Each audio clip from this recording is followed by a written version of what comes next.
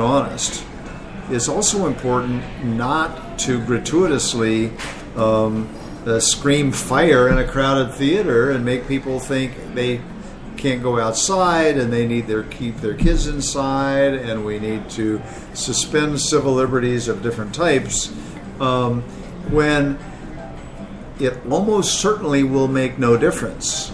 But we say almost certainly. I was one who didn't have a problem with our mass collection of phone data, for example, because I thought that was a modest enough intrusion with some potential of gaining useful information from having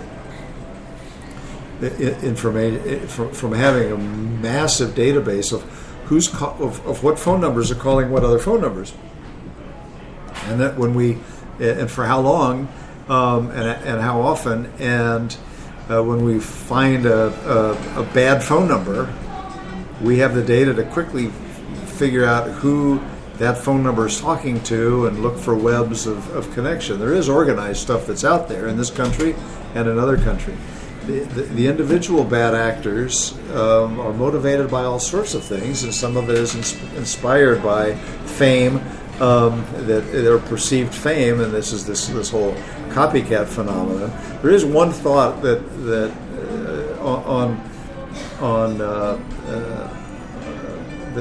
I'm told that when Muslims who are radical in their religious beliefs are killed by a drone, that at least in the religion of some of them, if you're killed in combat, and this is considered combat, by a man, then you will go to a heaven, that it is an honorable way to die. Something that is not discussed and maybe needs to be talked about more, or I'm sure some experts are exploring this, is that it doesn't work if you're killed by a female. And many of the trigger pullers of drones are female. They're Air Force pilots. They're given the instruction, and somebody ultimately tracks. Usually, it's a vehicle. Tracks a vehicle. Is confident. We're already confident of who's in it. It's a matter of tracking it down, pulling a trigger, and shooting a missile. And it may be that if we can create some question as to whether a combatant was killed by a male or female, it might change the bizarre mindset that leads one of these people to heaven. This is something I've heard a little bit about, I've talked a little bit about recently. I just throw it out here as another one of just these threads of ideas that the whole world is struggling with, and we really do need to be united. We need for Russia, Middle Eastern countries, European countries, Asian countries, American countries, North and South, to join together, because we know we're vulnerable. We know there's a level of vulnerability. We know that lone wolves can do an enormous amount of damage.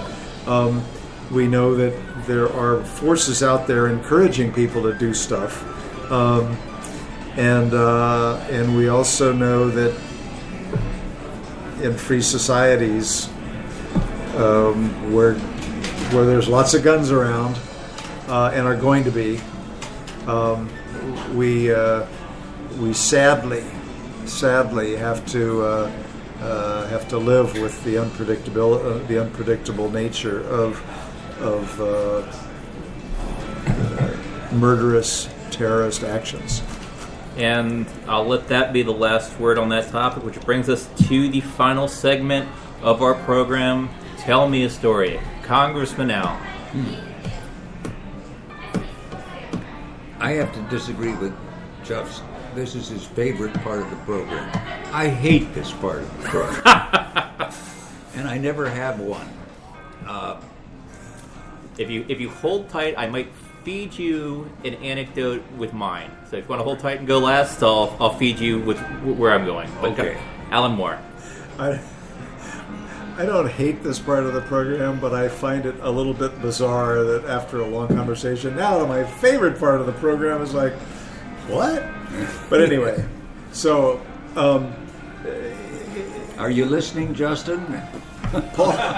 Justin is at the DNC, and you can follow him on Sidewire and Twitter. But Alan Moore. yeah, Paul Manafort is the campaign manager now for Donald Trump. He's a long-time talent in the Republican Party. He's been enormously successful financially for mostly representing some questionable foreigners, but it turned into a pretty lucrative business, apparently. He's certainly been a help to Donald Trump. He's apparently developed close relationships with Trump's children, who have their father's ear. It's always nice to know that there are some people who have the man's ear, but he's also 70 years old, and the father knows best. So he's not always willing to listen or modify his behavior, but he's working at it. He's trying. So I think Manafort has been a huge net positive for Donald Trump. Having said that, their operation is so small and people are spread so thin that Manafort has taken on an increasingly public role. When he was operating behind the scenes, good things were happening. When he started to get out front, then I'm sure it's tempting to want to talk to the press. And if the big boss says, Paul, you do it, I don't trust anybody else to do it, you're misusing him, I think, and everybody's so strung out and tired that it affects people's judgment. And he screwed up big time in the early days of the Republican convention. First of all, when the day before the convention, he called out Ohio Governor John Kasich and basically said he should be here. He's going to hurt himself politically down the road.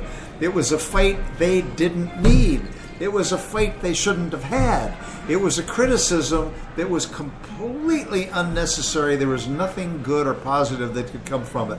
They were not going to shame John Kasich into showing up. He had made his decision. He was going to stay away. He didn't want to say negative things, but he wasn't going to lie and pretend things were great. And instead, Paul Manafort, maybe at the direction of or encouragement of his boss, in which case he should have pushed back, or maybe on his own, he thought, yeah, let's go dump on Kasich. It was stupid. It was a negative, and maybe he's exhausted, and so on. And then a day later, Melania Trump makes a speech with transparently plagiarized phrases in it, and he denies there's any plagiarism. He denies that for 2 days. It keeps the story alive until finally, and we talked about it at the very first segment, that well, yeah, okay, maybe there was. I'm hoping for the Republicans' sake and for Paul Manafort's own reputation that those were brain hiccups brought about by either exhaustion or him not pushing back when he should have. But they need other spokespeople. He can't do it all. And right now, it's just a reminder of how thin that operation is, that a seasoned veteran who, by all accounts, the people who know him should know better, twice in 2 days messed up. So either that sequence continues or they get somebody else who they have confidence can go out and put two words together and not mess up. But they need more capacity inside that operation. So my story, which will hopefully lead to Congressman Al giving a more direct anecdote. While watching the news and following what's going on politically, both with the Trump campaign, Bernie Sanders campaign specifically, I'm reminded of an odd little moment that happened after the Ferguson riots. Then Attorney General Eric Holder went to Ferguson and met with some folks. And at one of those meetings, and press was invited not to participate but just to watch, one of the participants said out loud to the Attorney General, "Nobody's listening to us. We have these complaints, and nobody will listen to us. How do we get our voices heard?" Not realizing they were talking to the sitting Attorney General of the United States. And that tends to remind me of how disconnected the American public is from how politics and democracy works. It's not just a coalition of one. It's a coalition of groups. That it takes time to get things done. You have to talk to lots of people to eventually get that majority, that 50% plus one. Years ago, I was an instructor for an organization which I'm certain both Alan and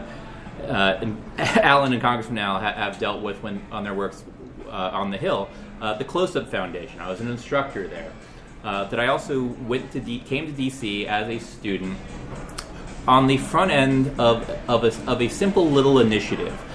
Some Close-Up students, when I was in high school, had come to take the tour and also meet with their representatives and senators and see how government works. Some kids went to the Lincoln Memorial and were frustrated that they couldn't find the spot where Martin Luther King gave his now famous "I Have a Dream" speech, because there's a little-known federal law governing the Park Service, which is what the Lincoln Memorial and the monuments fall under, that says you cannot put a monument on top of another monument. So if those high school students, through a number of years, I think it took them about 12 years to get it done, so past their high school years and into college, they continued to lobby Congress to the point that now when you go to the Lincoln Memorial, there is a star, a little bronze star, marking with the inscription of "This is where Martin Luther King gave the I Have a Dream" speech. It took time, it took effort, it took talking to lots of people, most people who did not even know legislation existed, which I have no doubt existed for a good reason when it was enacted, that nobody would foresee that a monument could actually be a monument for more than one thing. And that politics actually can do things, and government can do things, and democracy can do things.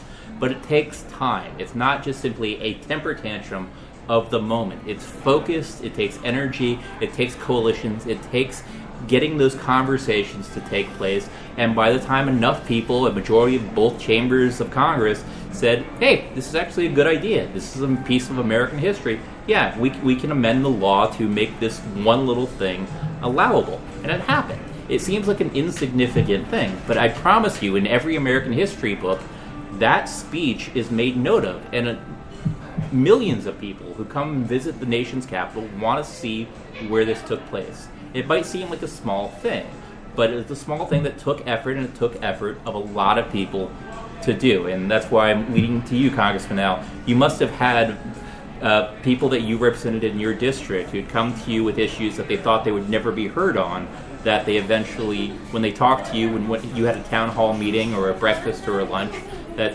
something similar to that must have happened. Something similar to what? To those students who made the change for the Lincoln Memorial. I can't say that there was. But there may well have been an issue that you were involved in that took years and years to finally get something done. Yes. Things don't happen fast. It's hard to change the law. Well, in the area of voting, we did a couple of things